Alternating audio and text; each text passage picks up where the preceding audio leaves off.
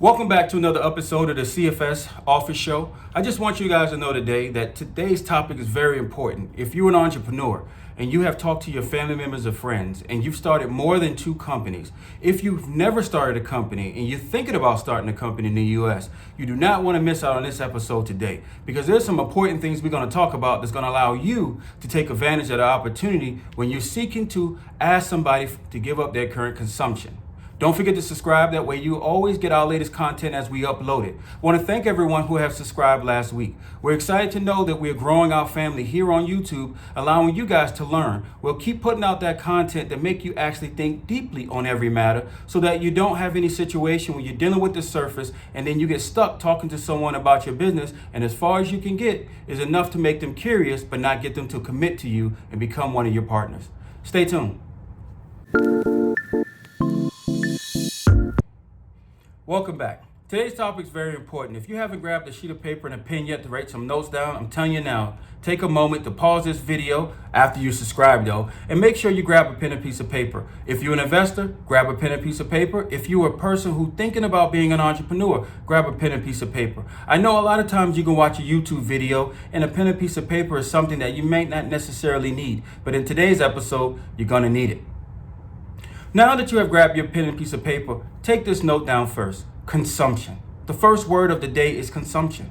Consumption is the amount of money that you have set aside that has not been deployed for any other resources or any other obligations. Whether it's a bank loan, you didn't need it. Whether you had money for groceries, you had an extra amount of money that was left over that you didn't need. So if you have $200 sitting in your savings account, anytime you leave your house, that is your current consumption. If you do not spend that current consumption, you have available to place in other parts. So it's important to know that when you're an entrepreneur and you're asking people to buy your product, you're asking for their current consumption. If you are an investor and you're looking to invest into an entrepreneur is asking, I would like you to invest in my company. They're saying, give up your current consumption. The question is, what am I giving up my current consumption for? That is correct. What am I giving it up for? If you're an entrepreneur, you're talking to that newly fresh investor who has current consumption you want access to. Any money they have not spent for their personal life or for an obligation for a bill, you want access to it. You want to be able to take that money today and articulate to them that down the road, I am going to be able to pay you a higher return if you give up your current consumption for me. This is what I like to do. For the investor, you're listening to this person provide you a pitch and you have not even heard, one, how is this person going to protect my current consumption if I deploy it to them? I can go buy a pizza, I can go on a movie, maybe I can go take a free trip, not necessarily free, but a discounted trip that you can take to Atlanta. With all of the prices right now being at such a great deal, you say I can get a round trip ticket and I may get a half price ticket where some of it may come across as free. And at the same time, this person is telling me, give up your current consumption that you have not obligated to no one else, to me, and I will give you some greater in the future. If you're an entrepreneur, you are saying this, I have an opportunity that your current consumption is needed. And if you work with me, we'll be able to make money. You'll make money and I'll make money. If you're an investor, you hear, they haven't told me how they're going to deal with the automatic, systematic risk in what they're saying. So the investor and the entrepreneur are at an impasse. They're standing there. One is saying, please explain to me how are you going to deal with the ambiguous risk that's in this transaction, and all you're doing is selling me on excitement. I hear your excitement. Well, I know you. I've been knowing you for a while. You tried to sell me on MLM. You tried to sell me on another business that you had. You know, this is the first business you offered me a partnership, but most of the time you're looking at how you can take access to my current consumption and leave me out.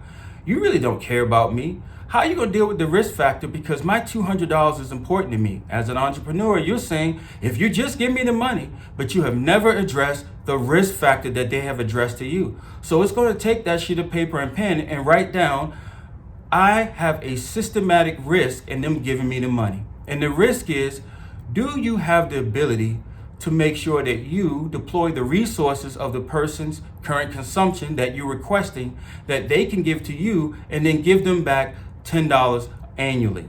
So if I've taken $200 and then 12 months I give them back $10, I've literally given them not 10%, but 5%. They may say, I don't know about that. I have another opportunity that can pretty much deploy resources to me in a way which I can get more back than $10. And see, this is the problem with most startups, is that you're going around asking everybody to give up their current consumption for an idea that you have yet to even understand yourself. Excitement also can breed ignorance. How come? It breeds ignorance because you have never sat down and did the operations, but you're excited about the product or service. You're excited about the communication, the sales aspect. Well, if you like me, and if you like any other VC, I can promise you one thing. All VCs have heard pitches, and so has anybody that you're going to come in contact with.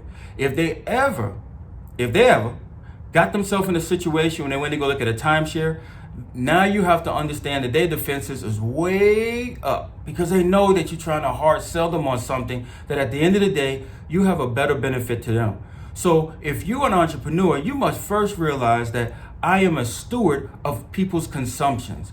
If I go out and I buy a pen, if I go out and I buy a board, I have a board right here. If I go out and buy this board, that is not going to give a return for anyone that I ask to give their current consumption. Let's assume this board costs $30.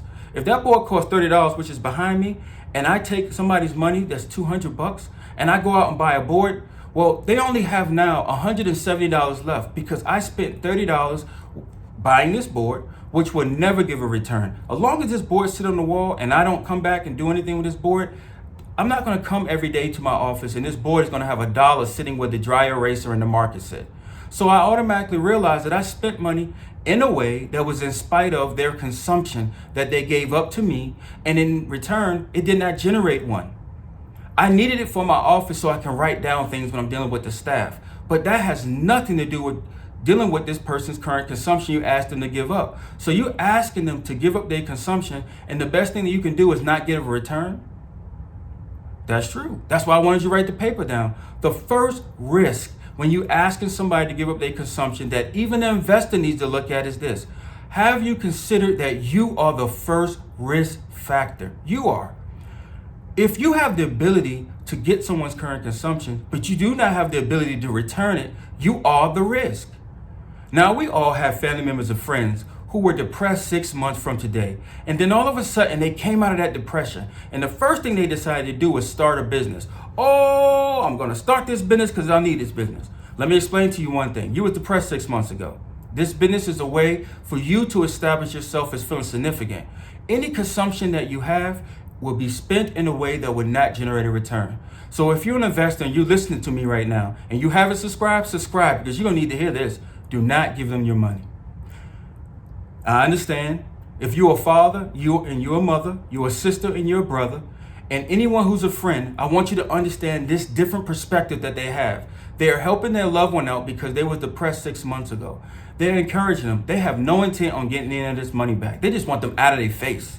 In the process of that, they give them false hope. Now, after they come from a big excitement knowing that mom and dad gave them the money to start their business, they come to you. Now, their family members are doing this because they was depressed. They want to encourage them. They want them back on their feet. They want them going to a job, one that they now have, because they wouldn't go out and get a job. They was whatever it was that knocked them off their feet. Their family gave it for support. Now, you are not giving them the money for the same reason. So rule number one, if you're an investor, make sure you know what they were doing 6 months before you met them. If they're coming off a venture, if they're coming out of doing MLM, if they're coming out of doing anything and they have a quitting personality, find somewhere else to deploy your resources. Because no matter what you do, once you give up your current consumption, you're going to wish you took a trip. You're going to wish you bought pizza. You're going to wish you went and bought new clothes for your kids because you're never getting that money back. If you're an entrepreneur, you need to write down, I am the first risk on the paper. So underneath risk factors for today, write down, you are the risk. Can you take the money from someone, including your family members and friends, and immediately make a decision that will return it back to them within a 12-month period, even if it's just $20, a 10% return annually? Now, if you're listening to saying that 10% is not a lot of money, I need you to understand that the returns that you're looking for are unrealistic. All investments are annually. Now, don't get me wrong. You want 30%? That means you can do it. You can't do it. So it's time to accept that if the S&P 500 normally does anywhere between 7 to 9%, if your 401k does normally anywhere between 2 to 8%, let's assume it does 10%. And you can get 10% in your current 401k. You can get 3% at a local bank. If it's a money market, we're not even going to have that conversation because you're going to get some crumbs. Maybe I can tell you this, for every 50,000 you put in the money market today, you're going to get $5.57. So if that's where you're putting your money at, take any deal that comes across your table because you're not getting anything on 50,000. You don't have to invest 50,000, but you can deploy your $500 and make more money than $5.57 at your local bank. So this is that platform. As an entrepreneur in these risk factors, you need to write down that I am my first risk. What is the risk? Because if all I can do is buy this board behind me, if all I can do is buy these books behind me, if all I can do is buy this painting behind me or picture behind me, the chair behind me, the desk that I'm sitting at, if that's all you can do, let me just be very clear when I make this statement. That will never give those people back the consumption that you asked them to give up. Are you okay with that? Because if you are, no one should ever give you any money because that is not investing. That is allowing somebody to live a dream that's called a hobby at other people's consumption that they was able to set aside and not go out and put themselves that they have to make a payment on a home, a car, or a loan. They set this money aside for an opportunity, and it wasn't for you to take opportunity against them and their resources that they saved. They worked hours. They might have received this money as a birthday gift, and there it is. It's gone. All because you showed up and you gave them a pitch. So the risk factor is do not pitch people. Grow people's consumption if you take it. If you cannot take their current consumption and turn $200 on an annual basis and beat the S&P 500, you're not a business yet. What you are is a ball of excitement. And that ball of excitement is very, very dangerous to someone who is looking at opportunities. Based on their age and based on them feeling your enthusiasm, it's very easy to be excited about, wow, oh, my friends have a business. It's going to do very well. And I invested in it. And then 2 years later, you're no longer excited about this business because you was excited about all the different parts of what this business would bring you. It'll bring you a persona that you're an entrepreneur. Let me just tell you, the word entrepreneur does not trump the name of the legal entity in the state. It does not trump the $200 that you receive in consumption. It doesn't trump any of that. I know I keep saying Trump, but I'm not talking about Donald Trump. I'm talking about people's consumptions that you're trumping all over top of. It is not fair at all. And as a VC, I'm going to tell you guys, do not invest with any friend until you ask this question.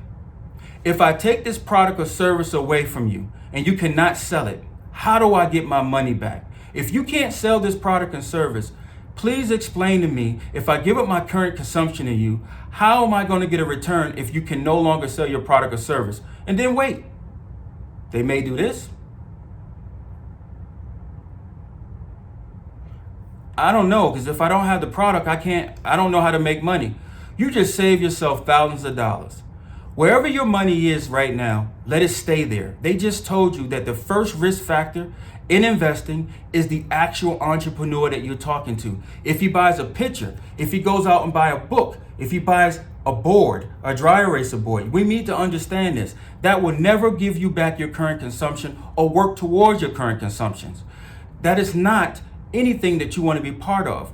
All of these entrepreneurs want to look like business at people's consumption. And here's another thing. Do not go borrow from the bank. Don't go borrow from taxpayers called the SBA loan because the same problem happens.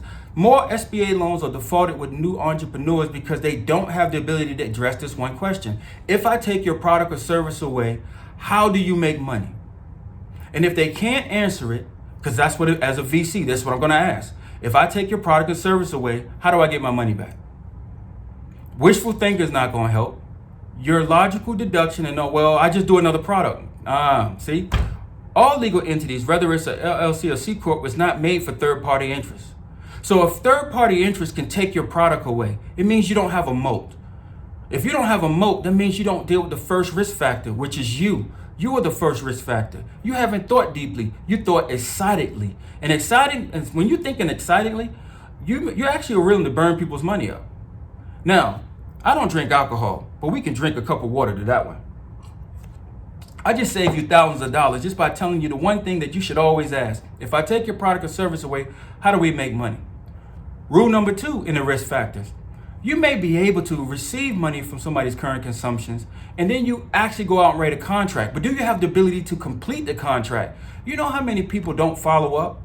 How many leads they don't complete? So the next risk factor is really the entrepreneur and their management team who failed to be able to close a deal because they talked themselves out of a deal. That's right. The second risk factor is actually going to sit down with somebody who could use your product or service, but you don't know how to complete a deal. Well, that's now your team, your employees, your whole staff. These are risk factors. We back to the number one. The first one is you. Number two is you and your team. Can you complete the task? It's not about getting this manufactured, regardless where you get it manufactured, Alaska, you get it manufactured in China, you get it manufactured in Thailand. That's irrelevant when you get it manufactured. See, when you get something manufactured, is it supposed to be storage?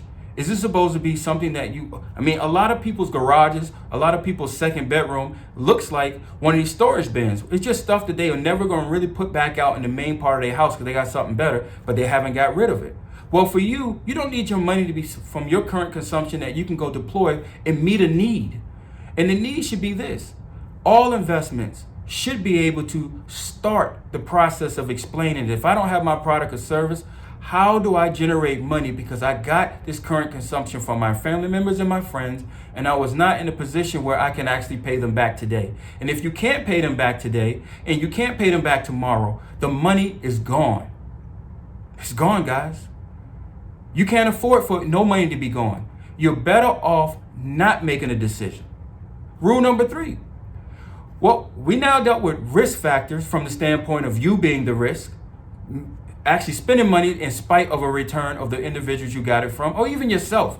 Don't let me confuse it. If you burn yourself, which means you take your own money, and when you go out and say I'm starting a business, it doesn't generate you any money because you're spending it on pens, a magnet for your car. If the magnet's on the side of your car and nobody calls you, do you generate any money? I mean, if you go to your car and a bag full of money is sitting there, I'll tell you put magnets on your car. Because that means that the magnet can generate money without having any labor put to it. But remember, risk factor number 2 is that you got to then take money, then put labor to it. So you got to have a work ethic, and then you also got to have an application completion method. You may have a work ethic to go to your office every day to play Mr. Businessman or Businesswoman. But do you have a work ethic to actually close a transaction so you can give back those people their money, whether it's in 3 years, 7 years, or even if it's not 3, at least within a 12-month period, start to pay obligations. If you go out and get a loan, you got to pay immediately. If you got somebody that from a family member or friend who trusted you, you don't have to pay immediately, but you do have to pay them. You can say to yourself, well, when you go out to eat with that $200, that will never get in return. So number 3 is physical constraints, which means what happens if you did go to Thailand to get a product made, and all of a sudden we have an issue with Thailand, and or another situation that it takes 9 weeks in order for you to get that item, and you got everybody excited with you, but the excitement wears off, and when you get it, you got to go back with that work ethic that you failed to be able to use the momentum from earlier, because the way that you was a wholesaler. You told people, I'm starting a business, I'm getting these products manufactured, and in reality, you are a wholesaler. Because the products are being made from someone else. You don't own the wholesale facility. It's outside of the United States. And again, if it's outside of the United States, you have a physical constraint. What happens? How do you make money if your overall process, your system is delayed through having to deal with a business that's outside the U.S. who has a systematic shipping issue that you didn't account for? They told you 6 weeks and it's going to be 12 weeks. How do you make money? You took $200, somebody's current consumption, and we're already into a situation where you 2 months into this business or 3 months into this business with 9 months left, and you have no way to actually give them a return. Now, I want you to think about that. If you're an entrepreneur, you may be saying to yourself, okay, but how many people that are watching this today have given money up to a friend or a family and that business didn't work out because they never answered that question? If we remove the product and service that you're using in order to ask for my current consumption, how do you make money? Because no legal entity is created for third-party interests. If you create a business and then you go out there and you need to have manufacturing that you don't do, you created a business for third-party interests. That's not the point. The point is to make it so that nobody else's interest is met other than you and the bank that you borrowed from, or you and the stockholders that you got money for. How do you make money if your product or service has been taken from you? Because every investor needs to know that that risk factor means that I'm going to lose my money. And are you willing to accept that when you take their money and you didn't return it, that you were the reason. It wasn't because of manufacturing. It was because you don't know operations, but you know how to sell people, and then you don't have a work ethic to solve the problem, to repay them. And I tell people, if you have somebody in the last 6 months who lost their rent, they got kicked out of their apartment, they lost their car for repossession, you do not invest in them. They have already showed you that they have a spending issue, and your money is just another way for them to spend it in spite of you. Now, here's the second thing. We're going to take a sidestep for a minute, because I want you to write this down. Before you deploy your current consumptions, wherever it is, write down the amount where it is. If you're gaining 6%, and you're going to move, the goal of me, I'm an investor. I have a company. The company I operate, I run a business. I generate money. You take my product and service away, YouTube, if you look at YouTube right now, you see my subscribers. So you know I am not monetizing my subscribers. This is truly because I want you to understand. And if I can save you from turning from a person who becomes cynical. See, because here's the thing about individuals. If you become cynical, means you're not wanting to learn. If you're skeptical, it means you have some mechanism to rationalize out if this makes sense to you. I don't have any problem dealing with people who are cynical from the standpoint of accepting they're not interested. They don't want to learn. I don't have any problem with that. But if you're sarcastic, I can deal with you. I can really deal with you if you're sarcastic, because I can deal with your sarcasm by asking, is that the proper way? If you are skeptical, I can deal with a skeptic because you're asking me, please explain to me, how can I get my money back if I take your product or service away? See, because being someone who's sarcastic, that person has a behavior constraint. Somebody who is skeptical, that person has a concern. They have a way of rationalizing that I have this $200 in consumption, and if I give it to you and I don't get it back, I'm gonna be very honest. I'm gonna be upset. I'm gonna be angry. I'm gonna feel stupid. And the next person who comes to me, I'm not gonna work with them, and it may be my best investment. So you hold the key. You hold the key at making sure that future investments don't get missed because you got with a current investor or a current situation or a current opportunity that destroy you from seeing opportunities. Don't do it to yourself. Please don't do it to yourself. But if you don't, write down where your current money is and what is growing. Your goal is to take low yields. If it's at 3%, that's a low yield, and then convert it to a higher yield. If that's 9%, you just created wealth for yourself. You move an investment from 3 to 6. Let's not go into all of this foolishness about how I can get rich like tomorrow. And again, you're moving a low yield investment to a high risk investment. Again, I don't drink alcohol, but we can toast to that because we need to drink to that one. With that being said, it's water. I just want to be very clear, I'm drinking water. That's all I'm drinking. Now, with that being said, I just want to make sure that you guys understand on today's video. Don't forget to subscribe. I know that this is a short video. You probably want more, but I want you coming back. If I give you everything in one day, will we meet again tomorrow? No. You know, I used to watch Mr. Rogers when I was a kid, and I used to hit a little train. This may be funny, but I look forward to the next day, and I hope you do too. Until next time on the CFS episode 3, make sure you write down and rewatch this video, take the notes, and write down those 3 risk factors. Risk factor number 1, the entrepreneur who spends money in spite of you. Risk factor number 2, the entrepreneur who's excited but not enthusiastic, who has a less of a work ethic to complete a task and you never get your money back. And then number 3, if they have a physical constraint in the way that they operate as far as their system, their operations, don't do it. Because if you take their product away and you take their service away, they have no way to return back your consumption that you gave to them.